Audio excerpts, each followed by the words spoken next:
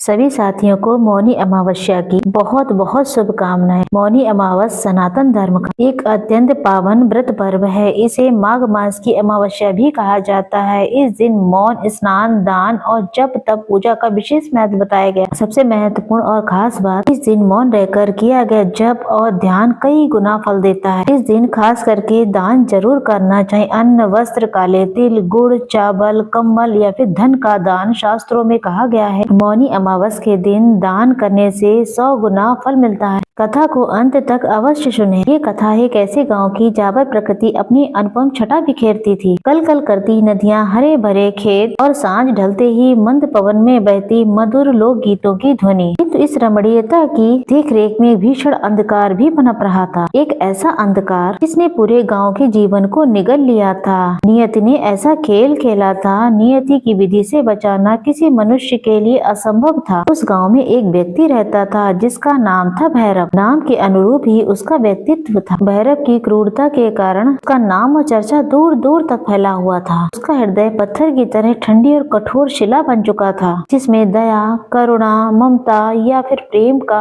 अंशुमान भी शेष नहीं था। सुबह की पहली किरण फूटने से लेकर रात के गहरे आवरण तक उसके जीवन में सिर्फ यही चीज संचालित होती थी, बस दूसरों को कष्ट देना, उनकी आहों में अपने सुख को तलाश करना और हिंसा को ही अपना धर्म मानना। गांव के लोग उसे देखते ही सहम जाते थे। छोटे बच्चे उसकी छाया से भी दूर भागते थे। महिलाएं घरों के भीतर दुबक जाती थीं और पुरुष भी उससे आंखें मिलाने में कतराते थे। हाय रे, ये कैसा मनुष्य है, लोग मन ही मन सोचते थे। क्या इसने कभी माँ का दूध पिया होगा या कभी इसे किसी ने प्रेम से पुकारा होगा। उसके काले कर्मों की लिस्ट इतनी लंबी थी कि उसे गिनना मुश्किल था। चोरी तो उसके लिए हर रोज का नियम बन गया था, मानो सांस लेने जितना स्वाभाविक। किसी गरीब किसान की मेहनत से उगाई फसल को पल भर में उजाड़ देता था। किसी विधवा के अकेले सहारा उसके बचे गुचे गहनों को छीन लेना, किसी असहाय पथिक को लूट लेना और उसे लहूलुहान छोड़कर हंसते हुए आगे बढ़ जाना, ये सब उसके लिए एक आम था। एक बार एक बूढ़ी माँ ने अपने इकलौते बेटे के लिए बीमारी के लिए बचाए हुए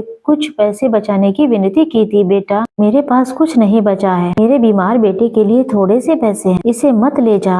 उसकी आंखों में आंसू थे। भैरव ने उस बूढ़ी माँ की तरफ ऐसे देखा था जैसे वो किसी तरीके से कुछ कहना चाहता। उसकी क्रूर मुस्कान, उसकी हंसी बहुत खराब थी। जोर से हंसा, हा हा हा, बीमार बेटा कहता है कि दे तेरे पास जो कुछ भी है। इतना कहकर उसने एक ही झटके से उसके हाथ से वो पोटली छीन ली थी और उसे धक्का दे दिया। उस बूढ़ी माँ की चीख सुनकर के उसका हृदय तनिक भी द्रवित नहीं हुआ। उसे उस माँ की आंखों में मौत का साया नहीं, बिल्कुल अपनी विजय दिखाई दे रही थी। एक और घटना, गाँव में एक छोटा सा परिवार था, पति पत्नी और उसके मासूम बच्चे। पति शहर से लौट रहा था कुछ सामान और अपनी बच्ची के लिए एक छोटी सी गुड़िया लेकर। रास्ते में भैरव ने उसे रोका, जो कुछ भी है निकाल दे। उसकी आवाज में क्रूरता का विष था। उस आदमी ने गिड़गिड़ाते हुए कहा, भाई ये सब मेरी बच्ची के लिए, मैं दिन भर मजदूरी करके ला, मुझे जाने दो। भैरव ने एक पल भी नहीं सोचा। उसने उस आदमी पर तलवार से वार कर दिया, उसे घायल कर दिया और उसके सारे पैसे और सामान, वो नन्ही सी गुड़िया भी उससे छीन ली। वो घायल आदमी जमीन पर गिरकर छटपटाता रहा, पर भैरव ने पीछे मुड़कर भी नहीं देखा। उस रात उस परिवार ने जो दर्द झेला था उसकी कल्पना भी नहीं की जा सकती है। उस नन्ही बच्ची ने अपने पिता को लहूलुहान देखा, माँ को बिलखते हुए देखा। बाप रे बाप, ऐसा राक्षस तो कभी देखा ही नहीं। गांव के लोगों के मुंह से बस यही निकलता था। उसके भीतर जो है करुणा का बीज सूख चुका था, दया का फूल कभी खिला ही नहीं था। वो जानता था कि लोग उससे नफरत करते हैं। एक दिन गांव के लोग जब अपने दैनिक कार्यों में लीन थे, भैरव अपनी कुछ योजना ही बना रहा था। एक संत गांव में पधारे। वो एक तेजस्वी महात्मा थे। इसके मुखमंडल पर अद्भुत शांति, उनकी आंखों में एक अद्भुत करुणा थी, मानो वो किसी पत्थर को भी पिघला सकते थे। गांव के लोग उनके चरणों में झुके और उनसे अपनी व्यथा सुनाई। महाराज, हम एक राक्षस के आतंक से बहुत परेशान हैं। एक भैरव नाम का एक आदमी है जिसने हम सबका जीना हराम कर रखा, हमें बचाओ प्रभु। संत ने धैर्य पूर्वक सब कुछ सुना। उनकी शांत आंखें गाँव के दुख और भय को पहचान रही थी। उन्होंने पूछा, वो कहाँ है? उन्होंने भयभीत होकर भैरव के ठिकाने की तरफ इशारा किया। संत बिना किसी भय, बिना किसी संकोच के भैरव के पास पहुंच गए। भैरव उस समय अपनी अगली चोरी की योजना बना रहा था। उसने संत को देखा, उनकी आंखों में वही क्रूरता और उपहास था। कहता है, क्या है बाबा, यहाँ क्या भीख मांगने आए हो? मेरे पास देने के लिए कुछ नहीं है, फिलहाल लाठी है हमारे पास। तब संत मुस्कुरा दिए। उनकी मुस्कान में ऐसी दिव्यता थी कि भैरव भी एक पल के लिए सहम सा गया। बाबा बोले, पुत्र, मैं तुझसे कुछ मांगने नहीं आया हूँ, मैं तो तुझे कुछ देने आया हूँ। जीवन का मार्ग, जीवन का फिर वो हंसने लगा और कहता है कि मेरा मार्ग तो मैंने स्वयं ही बना लिया है, मैं किसी के बताए रास्ते पर नहीं चलता। भैरव ने कहा, आप क्या मुझे बताएंगे? तो संत कहते हैं कि तेरा मार्ग तुझे कहाँ ले जा रहा है? तुझे कभी शांति मिलती है? संत की आवाज में एक अजीब सा जादू था। भैरव ने पहली बार अपने भीतर एक अजीब सी बेचैनी को महसूस किया। भैरव कहता है, शांति तृप्ति ये तो कमजोरों के लिए होता है बाबा, मैं इन सब पर विश्वास नहीं करता है। पुत्र, तूने जीवन भर पाप किया है, तेरे कर्मों का बोझ इतना बढ़ गया है कि तेरी आत्मा भी करा रही होगी, भले ही तू उसे सुन ना पा रहा हो। अभी भी समय है, नियति ने तुझे एक अवसर दिया है, एक आखिरी मौका है। भैरव को इस संत की बातें सुनकर गुस्सा आ रहा था, वहीं उसकी आंखों में पहली बार एक हल्की सी जिज्ञासा भी थी। कैसा अवसर? संत ने धीमे से कहा, अगले सप्ताह मौनी अमावस्या है, उस दिन तू गंगा तट पर चले जाना, वहाँ पर सुबह से शाम तक मौन धारण कर लेना, एक भी शब्द मत बोलना, मन से भी नहीं। और संध्या काल में उस पवित्र मौन के साथ गंगा में स्नान करना। यदि तूने ये सब कर लिया तो तेरी आत्मा के पापों का बोझ कुछ कम हो सकता है। भैरव को संत की बातें कुछ बेतुकी लगी। वो भैरव जो कि हर समय अपनी शक्ति का प्रदर्शन करता था, जो हर पल दूसरों को धमकाता था, अपनी बात मनवाता था, वो चुप रहेगा। कहता है कि मौन और मैं कैसे हो सकते हैं? कहता है कि ये सब मेरे बस की बात नहीं। बाबा कहते हैं, बस की बात क्यों नहीं है पुत्र, ये तो तेरी आत्मा की मुक्ति का प्रश्न है। एक दिन का मौन और गंगा मैया का स्नान, ये तेरे जीवन भर के पापों से मुक्ति पाने का एक छोटा सा मूल्य है। संत ने उसकी आंखों में झांकते हुए कहा। उनकी आंखों में ऐसी दृढ़ता थी, भैरव उन्हें टाल नहीं पाया। कुछ तो था उस संत में कि उस भैरव के कठोर हृदय में एक छोटी सी दरार डाली। कहता है, ठीक है, मैं कोशिश करूंगा। भैरव ने बेमन से कहा, लेकिन उसके अंदर अजीब सी बेचैनी थी। संत मुस्कुराए और अपना आशीर्वाद देकर आगे बढ़ गए। मौनी अमावस्या का दिन आ गया। भैरव ने रात भर चैन से नींद नहीं ली थी। सुबह उठते ही उसके मन में उथल पुथल मच गई। मौन, भला ये कैसे हो सकता है? संत के शब्द उसके कानों में गूंज रहे थे कि तेरी आत्मा की मुक्ति का प्रश्न है। एक अजीब सी शक्ति उसे गंगा तट की तरफ खींच रही थी। वो धीरे धीरे गंगा किनारे पहुंच गया। सुबह का समय था, कुछ लोग स्नान कर रहे थे, कुछ पूजा पाठ कर रहे थे। भैरव एक शांत जगह पर जाकर के बैठ गया। उसने स्वयं को मौन धारण करने का आदेश दिया। पहला घंटा,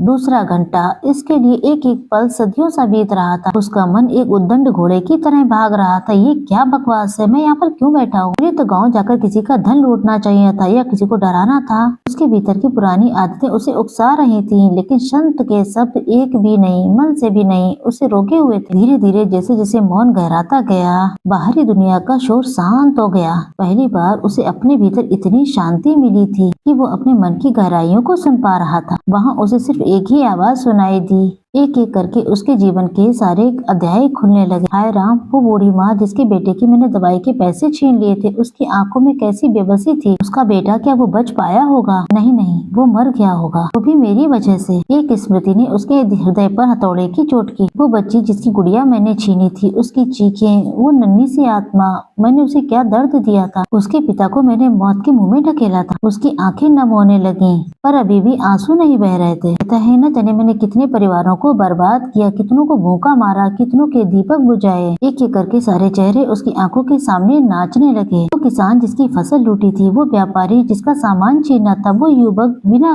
कारण के उसे पीटा था। मन ही मन उसे अपने सारे पाप याद आने लगे। नहीं, ये मैंने क्या किया है? वो मन ही मन चीख रहा था। उसका शरीर कांप रहा था, उसका सर भारी हो रहा था। उसे लग रहा था कि शायद उसके शरीर में आग लग गई। दोपहर हुई, सूरज सिर पर चढ़ाया। तपती धूप में भी वो बैठा रहा मौन में। उसके भीतर एक ऐसा दर्पण स्थापित होकर दिया, इसके अंदर उसे अपना घिनौना, क्रूर, पापी चेहरा स्पष्ट दिखाई दे रहा था। उसे अपनी सारी गलतियां, अपनी सारी क्रूरता, अपनी सारी हिंसा किसी फिल्म की तरह दिखाई दे रही थी। उसका नायक नहीं बल्कि एक दानव था। कहता है कि मैं कितना नीच था, कितना क्रूर। मैंने क्या समझा था अपने आप को शक्तिमान? मैं तो एक कायर था, क्योंकि अपनी शक्ति का उपयोग दूसरों को दुख पहुंचाने के लिए मैं करता था। उसके मन में पश्चाताप की अग्नि दधक उठी। एक अजीब सी घुटन उसके गले में थी। वो बोल नहीं सकता था, चीख नहीं सकता था, रो नहीं सकता था, पर उसका हृदय तो फट रहा था, जैसे किसी ने बांध तोड़ दिया हो। उसकी आंखों में आंसू बह रहे थे, जो कि उसके गालों से होते हुए जमीन पर गिर रहे थे। ये आंसू केवल दर्द के नहीं थे, ये आंसू जीवन के भर के संचित पापों के थे। पश्चाताप की अग्नि में जलकर पिघले हुए आंसू थे। वे आंसू उसके भीतर की सारी गंदगी को बाहर ले जाने के लिए आतुर थे। गंगा के तट पर तो वो मौन ही रहा, लेकिन उसके मन में एक तीव्र पुकार गूंज रही थी, क्षमा,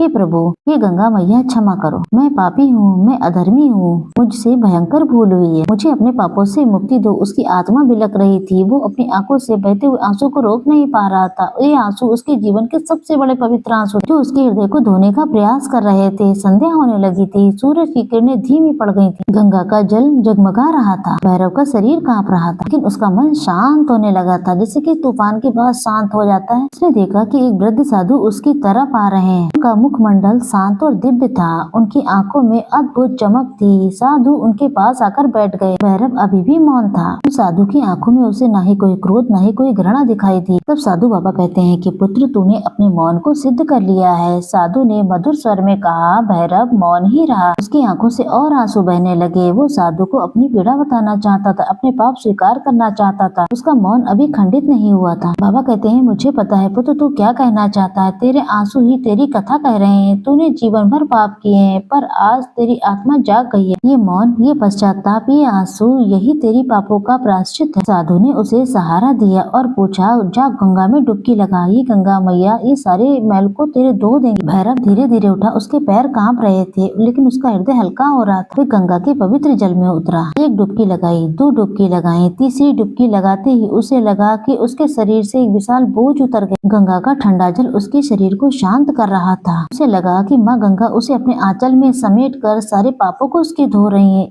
उसे फिर से एक नवजात शिशु की तरह पवित्र कर रही हैं। जब वो गंगा से बाहर निकला तो साधु महात्मा वहीं बैठे हुए थे। बोले, पुत्र, मैं जानता हूँ तूने जो कुछ किया वो नियति का भीषण घोर पाप था। ये तेरे पूर्व जन्मों का पाप था और तेरे स्वयं के मोह और अज्ञान का परिणाम था। अब तूने अपनी आत्मा को जागृत कर लिया है। तूने आज भगवान को मौन पुकार लगाई और उन्होंने तेरी सुन ली है। भैरव कांपते हुए आवाज में थरथराते हुए बोला, महाराज, मैं बहुत पापी हूँ, मुझसे भयानक भूल हुई। क्या मुझे कभी मोक्ष मिल पाएगा? मेरे पाप माफ हो सकते हैं? साधु ने प्रेम से उसके सर पर हाथ फेरा। बोले, पुत्र, भगवान विष्णु दया के सागर हैं। वो सिर्फ पश्चाताप देखते हैं। तूने सच्चे हृदय से पश्चाताप किया है। मैं कोई सामान्य साधु नहीं, मैं स्वयं भगवान विष्णु हूँ, जो कि तेरी आत्मा की पुकार सुनकर यहाँ आया हूँ। तूने अपने भीतर के दानव को मार दिया है। अब तेरी आत्मा शुद्ध हो गई है। भैरव ने आंखें फाड़कर साधु को देखा। भगवान, आप? उसकी आंखों में श्रद्धा थी, कृतज्ञता के आंसू थे। भगवान ने कहा, हाँ पुत्र, कहते हैं कि तू वापस जा। तू ये मत सोचना तेरे सारे पाप एक ही दिन में धुल गए हैं, मात्र ये शुरुआत है। अब से तू अपना जीवन धर्म के मार्ग पर चला, लोगों की सेवा कर, किसी को कष्ट मत देना, अपने पापों का प्रायश्चित करो, यही तेरे आगे का मार्ग है। अपनी आत्मा को कभी भी मैला मत होने देना। साधु के रूप में भगवान विष्णु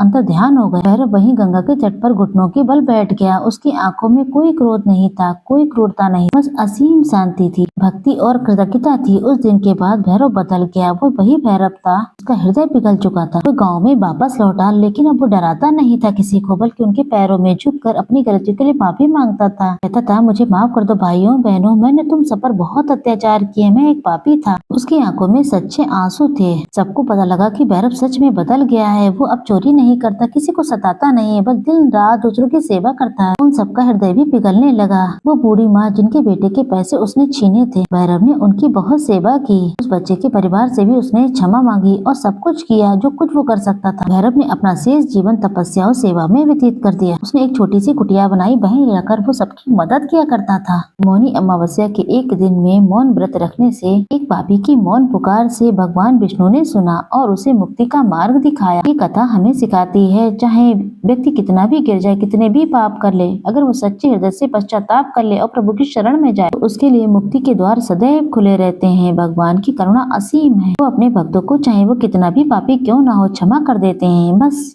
उस क्षमा को मांगने की सच्ची लगन और मौन पुकार होनी चाहिए। प्रिय साथियों, इस वीडियो में मैंने मौनी अमावस्या की पावन व्रत कथा समाप्त की। हम ऐसी कामना करते हैं श्री नारायण की कृपा सदैव आप पर बनी रहे। जय श्री हरि, जय श्री नारायण, जय खत के पालनहार।